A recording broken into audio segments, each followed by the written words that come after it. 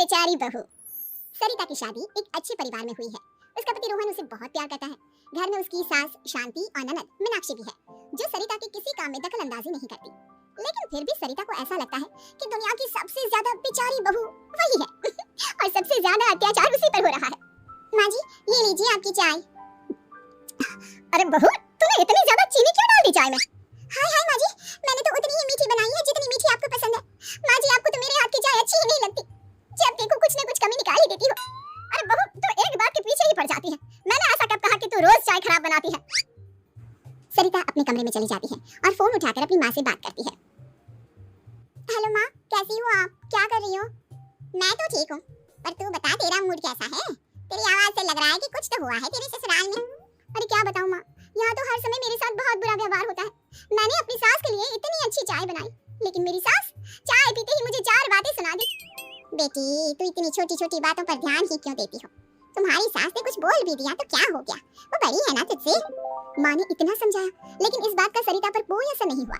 अपनी बेचारी बहू की छवि वो बदलना ही नहीं चाहती।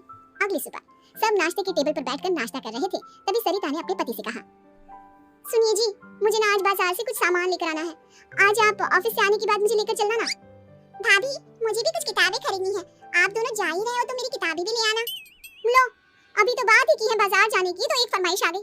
माँ जी, आप भी बता दो कुछ, और हाँ, मोहल्ले वालों से भी बोल दो अगर वो कुछ मंगवाना चाहते हो तो। बेचारी मीनाक्षी अपना सा मुंह लेकर रह गई। ये सब देखकर रोहन से चुप नहीं रह गया और वो गुस्से में बोला, सरिता क्या हो गया तुम्हें? मीनाक्षी ने तो सिर्फ किताबों के लिए बोला है। तुम्हें मीनाक्षी से इस तरह से बात नहीं करनी चाहिए। माफी मांगो उससे अभी। क्या? मैं माफी मांगू?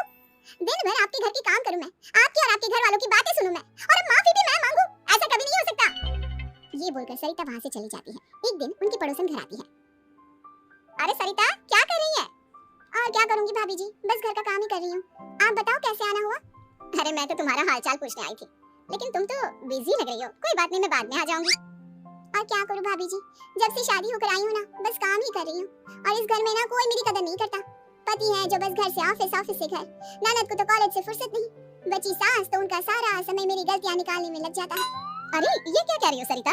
तुम्हारी सास तो पूरे मोहल्ले में तुम्हारी तारीफ करती फिरती है कि तुम बहुत अच्छी हो, पूरा घर तुम्ही ने संभाल रखा है। हाँ तो क्या हुआ, इसमें गलत क्या कहती है? सच्ची तो कहती है। मेरी मर्जी के बिना इस घर का पत्ता भी नहीं हिलता। शाम को जब रोहन घर आया तो उसने सबसे कहा, कल हम सबको मौसी जी के घर जाना है, उनकी बेटी की शादी है। सब अपनी अपनी पैकिंग कर लो, सुबह होते ही निकल जाएंगे। और सरिता तुम कान खोलकर सुन लो, वहाँ जाकर किसी की बुराई भलाई शुरू मत कर देना, नहीं तो मुझसे बुरा कोई नहीं होगा। हाय हाय जी, आप तो ऐसे कह रहे हो जैसे मैं सुबह शाम सबकी बुराई करती फिरती हूँ। आज तक कोई कह नहीं सकता कि मैंने किसी की पीठ पीछे किसी के बारे में कोई बुरी बात बोली हो तो। अरे बस बहू, बात को और ज्यादा आगे मत बढ़ा। हमें सब पता है तो हमारे साथ क्या व्यवहार करती है। ये बात घर तक रखना, शादी में किसी को कुछ मत बोलना, नहीं तो सब कहेंगे कि शांति की बहू कितना बोलती है। हाँ हाँ, सब कुछ तो मैं ही बोलती हूँ ना। आप लोग तो हर समय फूलों की बारिश करते रहते हो मेरे ऊपर। सारी गलती मेरी है जो मैं इस घर में आई, सबका कितना ध्यान रखती हूँ, लेकिन फिर भी मेरी तो आप लोगों की नजर में कोई कदर ही नहीं है। अगली सुबह सब लोग मौसी जी के घर पर चले जाते हैं। वहाँ पर शादी का माहौल होता है, सब जगह चहल पहल होती है, बहुत सारे मेहमान आए हैं। सरिता को वहाँ बहुत अच्छा लग रहा है। वो अपने मन में सोचती है, यहाँ कितना अच्छा लग रहा है, कितनी रौनक है। मैं यहाँ किसी से ज्यादा बात नहीं करूंगी। अगर मेरे मुंह से कुछ ऐसा वैसा निकल गया तो रोहन जी तो मुझसे गुस्सा हो जाएंगी। सरिता ये सब सोच ही रही थी कि वहाँ रोहन की कजिन साक्षी आ गई और सरिता से बोली, आप सरिता भाभी हो ना? जितना आपके बारे में सुना था, आप तो उससे भी ज्यादा सुंदर हो। हाँ वो तो है, मेरी सुंदरता की तारीफ सब करते हैं। मेरे मायके में तो सब यही बोलते हैं कि रोहन जी की किस्मत बहुत अच्छी है जिन्हें मैं मिली। लेकिन आप कौन है? मैंने आपको पहचाना नहीं। मैं रोहन भैया की कजिन हूँ। आपकी शादी पर नहीं आ पाई थी ना, इसलिए आप मुझसे मिली नहीं कभी। शांति मौसी और मीनाक्षी आपकी बहुत तारीफ करते हैं। क्या कहा तुमने? मेरी तारीफ? कभी नहीं, मेरे ससुराल वाले कभी मेरी तारीफ कर ही नहीं सकते। मैं इतनी अच्छी हूँ, मेहनती हूँ, लेकिन उन्हें तो मेरी कदर ही नहीं। सारा दिन घर का काम करती हूँ, फिर भी मेरी सास ना मुझे सुनाती रहती है, और पति भी मेरी सास की साइड लेते हैं। ना कभी बाहर ले जाते हैं, ना कहीं घुमाने। अगर घुमाने के लिए कभी बोल भी देना तो उनकी बहन बीच में आ जाती है।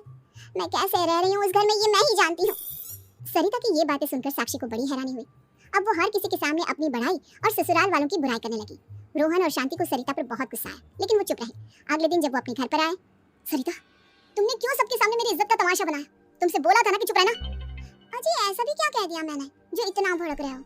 तुम जहाँ जाती हो अपना रोना शुरू कर देती हो, कभी किसी दूसरे की बात ही नहीं सुनती, बस अपनी कहती रहती हो। तुमने सबके सामने हमारा तमाशा बना कर रख दिया है। हे भगवान, मुझे अपने पास बुला ले। जिस घर में मेरी कदर ही नहीं, उस घर में मेरा क्या काम? अरे क्या करूंगी मैं यहाँ रहकर? जो भी आता है मुझे सुनाकर चला जाता है। मैं तो किसी से कुछ नहीं कहती, सीधी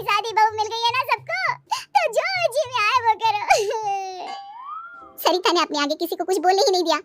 और उस दिन भी उसने सबके सामने खुद को बेचारी बना ही दिया। अगले दिन मीनाक्षी कॉलेज के लिए लेट हो रही थी, इसलिए वो हर काम जल्दी जल्दी कर रही थी।